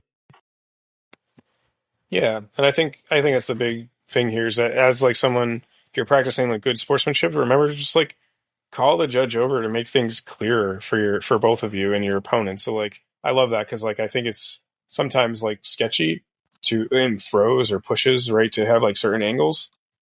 Just have your judge do it. Maybe that way no one's like disgruntled. Yeah, the judges always say like you can be mad at us. We're not going to always do the right thing, but we'll do a thing. And you just have to abide by it afterwards. Yeah, and most of them know their rules pretty well. most. Yeah, no, you should trust the judge. Like if they're in that position, they probably had some hand in like the creation of the community in their area, so they probably know the game decently enough. But judges are also human, so also be kind to them and to yourself, right? We love our judges. Please be kind. Yeah. Cool. So kind of moving on to another I guess we'll just so I have a quick brief note in here about clocks. I think clocks are great. Use them, don't weaponize them, and I don't want to talk about that more than that. That would be gamesmanship versus sportsmanship. Yeah. Also, it's just, I don't know. I like clocks. A lot of people like clocks. Just helps you save time and like know kind of where you're at. I love clocks. Yeah, I think they're a great tool. I have seen them weaponized before, though, so I understand why people don't or feel pressured or feel like once you have a clock, suddenly it's a competitive game, right? Let's just take the stigma away from clocks. They're a great tool to help you play the game better and more efficiently. They also help keep games on time. As a TO, I really appreciate that both players can just look at it and just like they have an equitable amount of resource that they can like look at. So if you need to take 10 minutes to go to the bathroom or something on your time, go ahead. It's no sweat off your opponent's back. Yeah, absolutely. And that means you finish at 5 so you can go to dinner with your friends. Right? So, the best part. Yeah. Yeah. And so kind of our final topic tonight, we'll talk a little bit about, I know we talked about a lot, but I think it's important when we're talking about sportsmanship to just talk two final topics, but we should talk about takebacks. Man, that's a hard one. I don't want to talk about it, so you guys go. Oh, I'll start. In a tournament setting, I think it's like, hey, okay, well, in casual game, I don't care. Like if we're like practicing, having fun, right? Like that doesn't matter.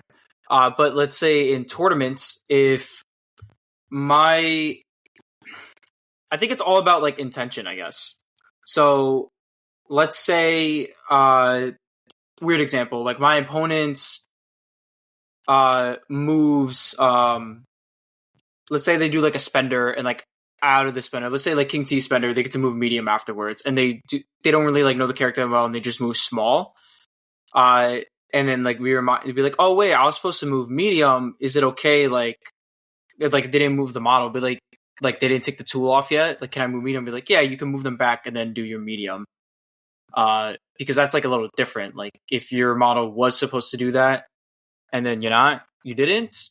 But then also it's like if it's a turn or two later, like if I attack your character and then I do another attack, and you forgot to do like a reroll for the first attack, then I will be like, that's not like say like a Zemo reroll, like your character forgot. Then I would. It's a little harder to do that take back because then I'm going off of information that we already like passed, basically. Yeah, I agree. Like take backs, like I don't know, like if there's new information like that's been presented that could potentially sway the decision, then I definitely would not allow the take back. Mm-hmm. Especially if it's like if you guys are at a tournament setting, you're both experienced players, right? So yeah. So I try my hardest to never take anything back, even in practice games, because it kind of builds that. It builds the learning experience. I mean, I know I've asked for them before. I'm not saying I'm perfect, but I do try my hardest to never take anything back. Even today, Mike, when we were playing, I was like, "Oh, you should have warned me about that," but I didn't take it back. I was like, "You should." For what? Oh, I don't know. There's some like I forgot that ASM or Ultimate had something on his card, and I played fallback, and you were like, "Oh, I just pull you back," and I was like, "Oh, this is a practice game. You should have reminded me of that." I guess I was resetting the intention there, but I didn't take it back because I think even in practice games, for me, it's like the more I practice, and I had a friend like this in 40K who like constantly asked for takebacks when we were playing 40K practice games, and I'd be like, "Stop doing that because you're never going to learn any lessons." Mm-hmm. And my own personal perspective on this is like I try not to take anything back when I'm playing a game. I'm the same way. Like I don't try to do like a take back. Like when I was playing against Rob, I could have instant recovery, and I was like, "Oh shit!" I could have like instant recovery. Like as he was going to the second attack, he's like, "Okay, just do it." He's like, "You didn't know how the card worked totally," and I was like, "No, I'm not gonna do it." He's like, "I'm telling you to do it." I was like, "No, I'm not gonna do it because this is how like I learn. Like if I mess up, that's on me. We're gonna play it out." I'm like, now I know. Like my timing window, basically, because this game is really about a lot of timing windows and like forgetting about stuff like that. Or like the example that Steven just gave, where he didn't want to take his fall back. I told like he could have, like, but he's like, "Oh, I don't want to like take it back." It's like a learning. I didn't even ask you because I was like, that was a fuck up. I'm going to learn from that, right? Mm-hmm. And I think that's like important when you're playing competitively too. Is like recreating a competitive environment where you're going to be at a tournament is like an important part of like sportsmanship. So like if your friends are trying to play competitively, obviously if you're not doing a competitive game, it, like the context changes. But like if you're trying to recreate what you're going to experience at a tournament, I mean, beyond re-racking and just giving up, because like I do that. I like doing that. Like I like playing through reps, playing through missions, be like, "Oh, I fucked this up. Let's go again." I think it's a good way to practice. But like, kind of recreating the best to that setting that I guess like it all comes down to like I learned the hard way, and so in order for me to learn and like remember things, I have to fuck up, and I'm not gonna like that fuck up will stand out more in my mind than me being like, "Oh, can I get it back?" and like just keep on playing. But that being said, I don't know. Takebacks are hard because in a tournament setting, when you're at a tournament too, it's like how many do you give? Are people taking advantage of them? And then sometimes you encounter those opponents where it's like they're so by the book with one thing you did when you asked for a take back. And then it's like you have to like turn around and be like, okay, well, now I have to monitor your every move, right? You're like that kind of guy. So it's definitely like I put down here kind of a polarizing topic because it is new information, but it's such an integral part of the game that it's hard not to allow your opponent to do it. And that's kind of like when someone, after a couple of activations, or maybe one or two, remembers that they forgot their power phase. That is a challenging situation. I don't have an answer for it, but maybe Jin does. I think I have an answer. If they forgot their power phase, give it to them. I mean, that if someone misses a power phase, that can like wildly change the entire game state, and I wouldn't want to win my game like that if that would, it's one of those moments. I don't know. Like stuff like that where it's just like kind of like a no-brainer. I think I usually allow takebacks for, because it's just, go ahead, Jim. Sorry. No, I mean, like, I guess if both players can remember that, if that's the case, then yeah, I go for it.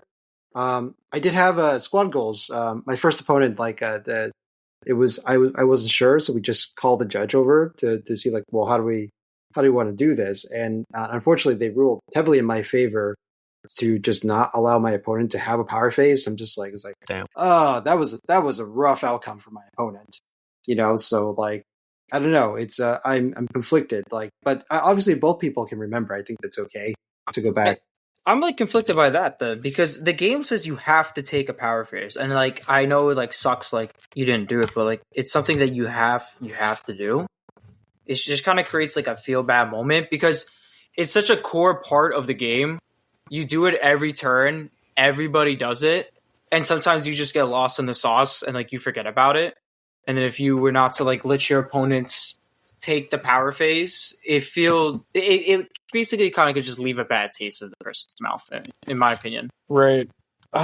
Here's my issue. Like, where's the line? Right? I think that we're kind of tossing and turning over a little bit of a... So I watched a game today where, for example, so the mission, you say the power phase is an integral part of the game. Well, guess what? So are the missions and the mission rules, right?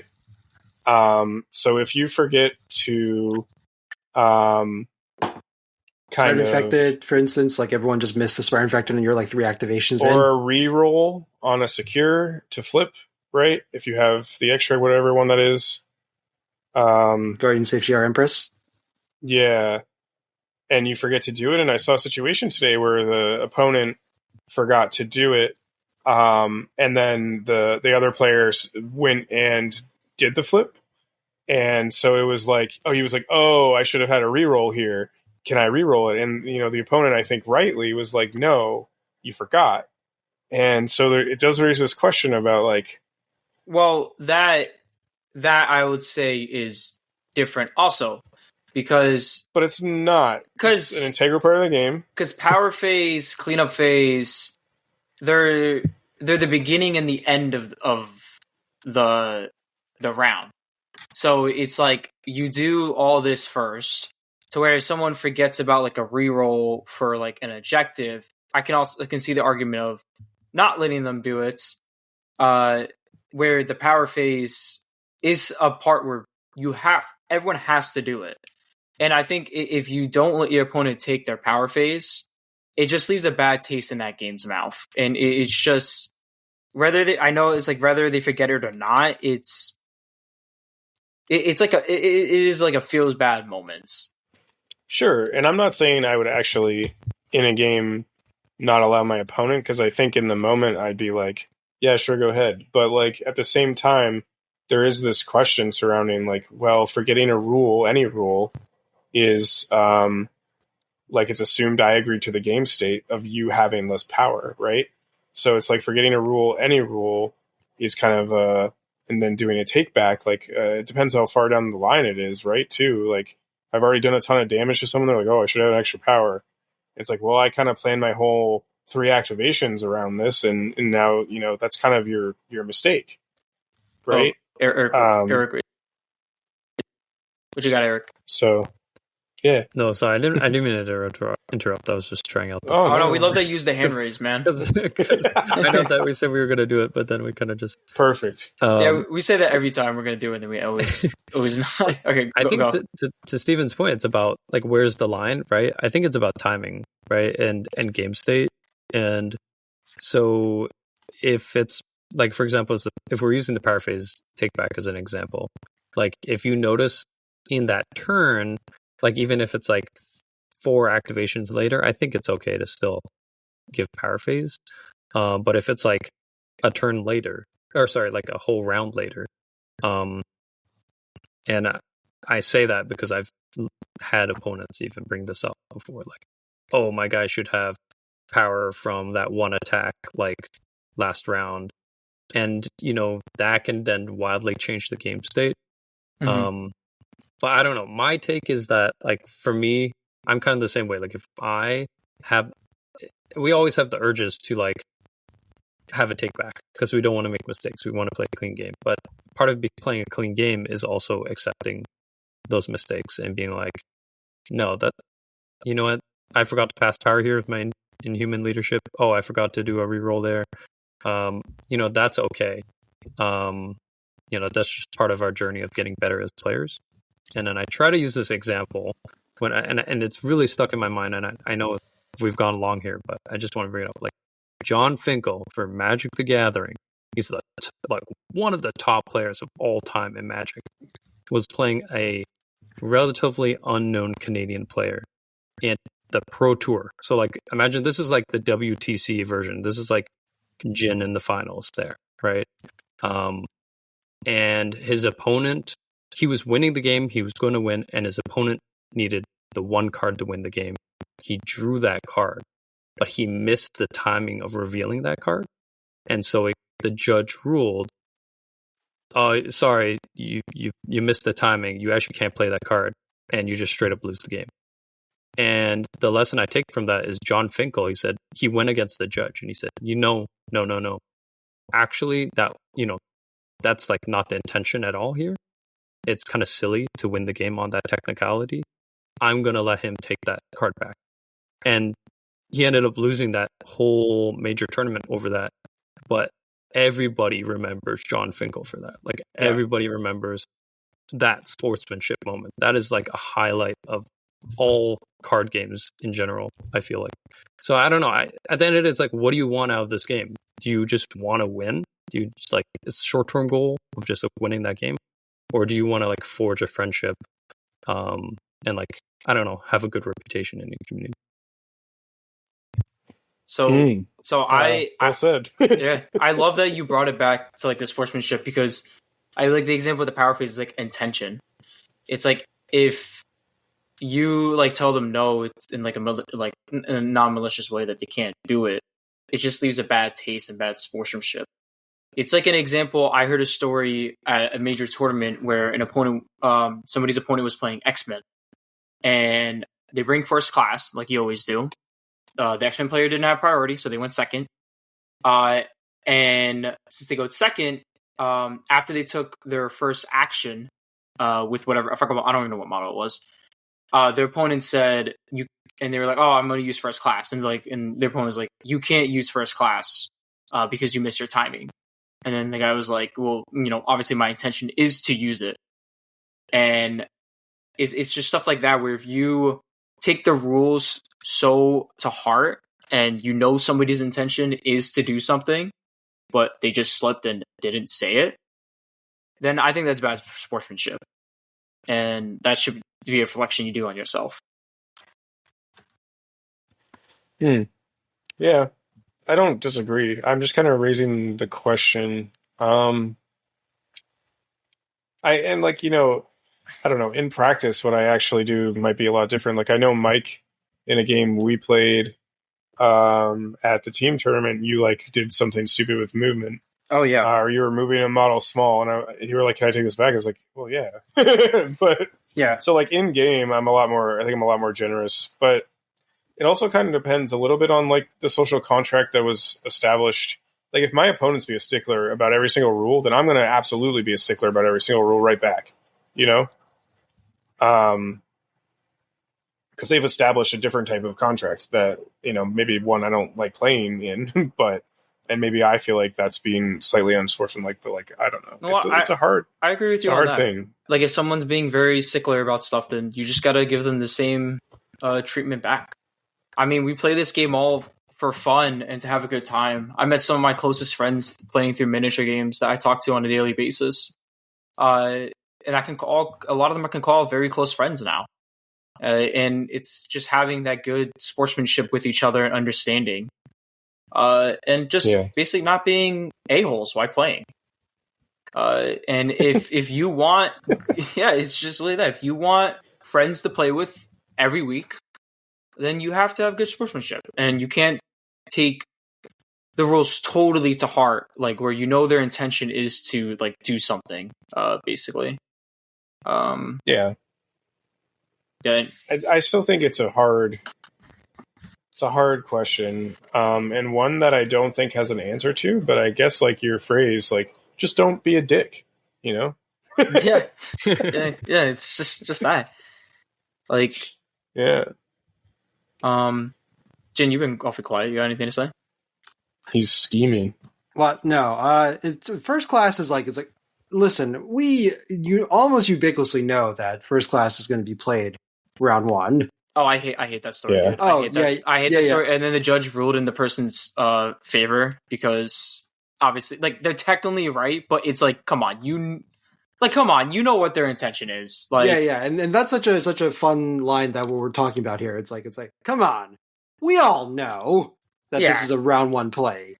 You know, you're just trying to have a gotcha to get one over. And again, that's gamesmanship versus sportsmanship, right? Yeah. That we're talking about here. So in that case, I think as far as like take backs and whatnot, it really just depends on the context of the opponent, I think. I don't want to disrespect my opponent by doing takebacks. But at the same time, like, you know, I was at a tournament and I was playing a kid that was definitely probably under the age of 12. And they thought Wrecking Crew worked a very different way where they can bounce off a train and stampede in different directions. I was like, oh, you play out this turn completely differently than what's allowed in the rules. We're going to just say that was rewind and take all that back, you know, so you can do the turn properly. Was that the kid at Top Deck? Yeah, he was a great kid. By the way. Very nice kid. Yeah, that kid was awesome. So was his father. Yep. But he had a completely different idea of like how Wrecking Crew like worked. And I'm just like, oh no, we're just gonna take back and just start the turn fresh, like, you know, after he moved and everything, because like I also think that's like good to bring up that. I've had like scenarios where like opponent is like, I'm like going with a model, I guess, and they're like, oh, I didn't know that model like didn't do that. You know, like example, like I don't know, like Miles has web swing or something. Let's just say that. Crappy example, but I like web swing, and they're like, oh, I didn't know they can do that. I would have like changed my mindset. Like, I wish you told me that model can do that. You know, so people are just seeing models to know. So that's why, like, whenever I go into a tournament, I always ask my opponent, like, do you have any questions about like my list or like any models, or if you want to see any cards or anything. So there's no like gotchas basically at like tournaments. Oh yeah. Can I just talk about I realize that I do this like huge unpacking that happens at the beginning when I go to a table. That's like, it's like, hey, can I ask what your dice etiquette is? Like, what do you consider a cocked dice? You know, and like, you know, whatever, how they like, it's like, well, if it's slightly cocked or if it's like only very ambiguously cocked, then I would, you know, you should re-roll it. It's like, okay, I'll just follow suit. Or half cocked. Well, you're always full cocked, Steven, you know. I love the cock. What can I say? It's too late, folks. I'm sorry. So yeah, but dice etiquette is something I asked about. Where do you prefer to see tokens and like activation tokens, like how that happens? You know, and then if I asked like, hey, do you have any questions on these models and these cards? Do you want me to give you a rundown of anything? You know, and I think that usually makes people feel good. I think like before we start the game. Yeah. I like Jin. Basically, just be like Jin. I was about to say that. Basically, the lesson of these past 2 hours is just be like Jin. WWJD. Yeah, and then have your teammates complain that you tell your opponent how they should win. Be like Jin. Well, I think you're just trying to be nice.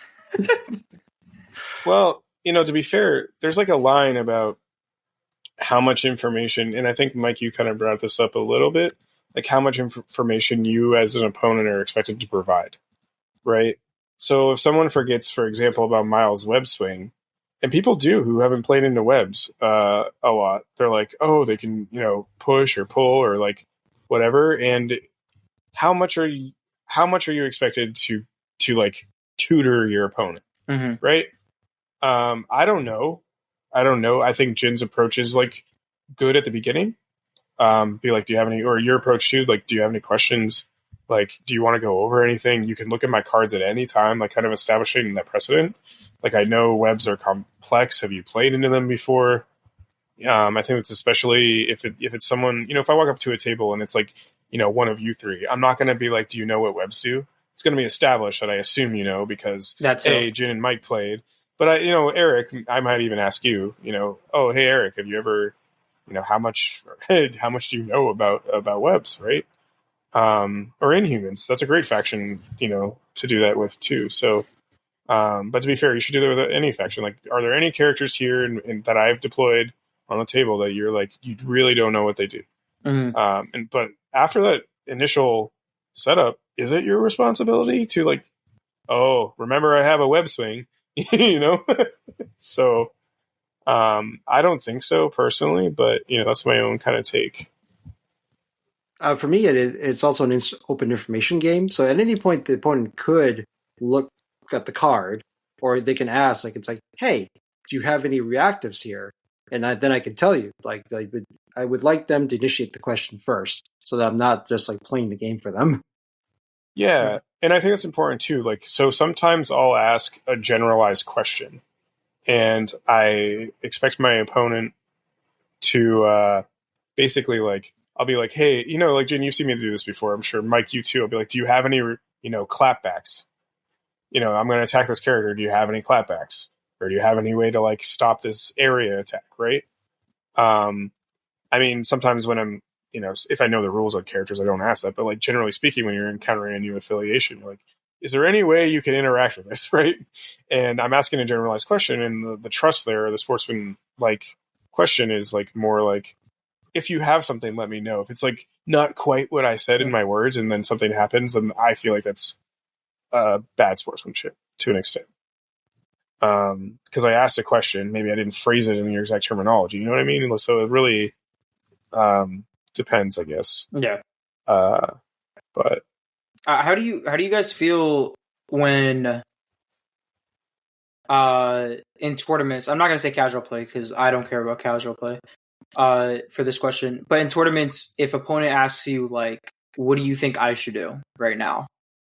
or like, "What attack should I make? Which one do you think gives me the best odds?" Basically, like, how do you guys feel to like answering that? I don't like answering that. If they ask me, like APOC, who has like the 3 types, if they're asking me what phase should I go into, so I just give them my lowest defense, right? But like, I think in general, like APOC's like a different. It depends, right? Yeah. It depends on who they are. It depends on like from position in the game. For me, I've grown to accustomed now in tournaments to where even if I am close with them, I don't really like telling them what to do, because there's been times where I tell them what I think they should do and it doesn't work out, and then it's like, oh, why did I even listen to you, kind of thing. So it's like very like awkward for me to be like, oh, I think you should do this to give like you to beat me the best odds, because like, what if it doesn't work out for them? Then it's kind of like, oh, well, why did I like, they're like, why did I even like listen to you or something? Like, kind of like, I don't know if that is making any sense for you guys. Yeah. I feel like in that situation, you do have the choice to be like, well, why don't you make a move and we'll see if it works out and then talk about it after. Mm-hmm. Yeah, my general response is like, oh, we can talk about this after, but I'll let you make a decision. Yeah, I think again, it's context, right? If it's at the end of a game and you're like up like 14-3 or 14-5 or something, maybe it's not the worst idea in the world to start like shifting that game into like a training. Oh no, that's different. Like, I mean, like if we're in like we're in the thick of it and we're like really getting down to the grinder of how is it going to come about. For me, like if like opponents like asking which attack I should, like if they have 2 different attacks and like they have different triggers and like which one should I do that gives me like the best like statistical odds, it's like I have a hard time answering those questions. It's like it's kind of on them to make that decision. So I feel like I get that a lot though. Like every tournament I go to, at least like one of my opponents is like that on average, and it's very like awkward for me at least. I actually like. I'm gonna start doing that. You're different though. It's different with you. What should I do here? Why is it different with me? Because if you ask me what to do, I'm just gonna tell you to just like run your model off the board. Oh, that's true. Yeah, that is hard, and I do think it's up to your discretion. I don't think it's unsportsmanlike to be like not give an answer. Eric, do you have a thought on this one at all? Well, Eric's kid woke up. Oh, okay. And so he said he'll be right back. Oh, very good. So, that is good enough for me. Moving on. Yeah. Well, I was gonna kind of close things out here. So, any other kind of general thoughts? When you're moving things and pushing things, please put the movement tool down. Oh, yeah, that's a good one. Actually snap the concave to the base, please. Yeah. This has happened a lot recently, and I feel like it would really make people feel a lot better if you can attach the movement tool to the model and put out the ankle so you can see where it is that they're legally allowed to go. Pushes are the things that also make me so I lose my mind on this, where they'll just oh, I'm just gonna throw this guy into this thing here. But it's okay, but I need you to put the tool down to see if you don't stop somewhere, first. So I feel like people shortcut that a lot, and I feel like that's really not what you should do in this game. I agree with you 100%. I think also, let's say there's a terrain in the way, and I see opponents struggling to and it's kind of difficult in a way. I almost there's a lot of some of my locals. I'm just put the tool down, and I'll lift the terrain up slightly so they can get their tool over, so they can get the exact measurements, and just put the terrain down. If there's no model on top or anything like that, let's say a size 2 car or something, just lift it up slightly so they can put the tool down. I don't know if you're allowed to do that. I do that though. I always ask them, is that okay? I'm just gonna lift the car slightly so you can put your movement tool down. So that's an agreement for the players, and that happened in one of my matches. Where it was my opponent tried to move something, but it ended up being very bad for him because he couldn't work with the terrain or something else in the way. I'm just he was oh, what could I have done better? It's you could have asked me to help you. I would have marked the terrain or just help you get to the spot that you needed. I'm not trying to screw you over on here, man. That I'm with you on that. That's a big pet peeve of mine. It kind of drives me crazy too. With the tools, any tool stuff drives me crazy. Let's say people are using markers, so they put the movement tool down, and then they put their finger or another model that they have in their bag as a marker to see stuff. Because technically you can't do that. That also drives me crazy. Yeah, but that's I feel like it's just more a me thing, I guess. It's all you thing. Yeah. So, any kind of final thoughts? And I know Eric, you've rejoined us. I am back. Maybe? Yes. Any kind of final thoughts on sportsmanship in general? What we talked about tonight, takeaways? Be nice. Be a good sport. So you have people to play with, basically. Just basic etiquette. Yeah, my thing is more we raised a lot of questions and dynamics, and all of us have different, slightly differing opinions on it. Just take these things into mind when the next time you're playing or at a tournament. How can I make this experience better for everyone involved? And I guess just remember. I think and I don't think we've said this yet. That at the foundation of this, it's just building community and having fun and making friends. I think we did say that at the beginning, so it all comes back to that. Make sure you're doing these things in a way where both players can leave feeling good, and not any kind of negativity. But anyone else? Yeah, I always think back to WWJD. What would Jin do? What would Jin do? That's the title of this video. What Cast? What WW? What would Jin do? I don't know if Jin would appreciate that, but agreed. Jin, I feel like Jin, man. I feel like you're the golden boy of the MCP community. I don't know. I have a 50% win record, so I don't know if golden boy is the right word. I don't know. We meant attitude. Attitude wise, you're the gold star. You're a good noodle. Good noodle. Why are you calling me a noodle, Mike? Just kidding. No. Oh boy, I love you guys. I will say that, hey guys, remember, this is a space we all chose to come together and play together with. Remember, there's another person at the other end of the table, and you want them to come back, ideally, right? And have more time and have this community grow, right? So that there's more players, more good times, and more events for everybody. That's the train coming in for me once more. But yeah, no, I think sportsmanship is the most important thing that we can do for ourselves at this game to make sure that it continues to be a place that we want to come back to, right? Absolutely. And I think, Jin, you kind of like left that on a WWJD note. So, no, a perfect note. So, also, I can't breathe anymore, so I'm trying to end this episode. All right, go to the ending. All right. So, follow us on Discord. The link's below. And our Instagram, which is @AliveOn1. I'm really dying here. I'm gonna follow right now. And our affiliate, Huge Miniatures, link is below. Thank you for joining us. Next couple of weeks, we'll have another MCP content coming out next week. Not quite sure of the topic, but then after that, we'll have a Shatterpoint and then back to some more MCP content for and we also would like ears. Finally welcome Eric to the cast as a full-time person. So, welcome. Full-time dad, full-time living alive on one. I am. Yeah, thank you, Eric, for joining us. We might have you back. Oh no, I'm just kidding.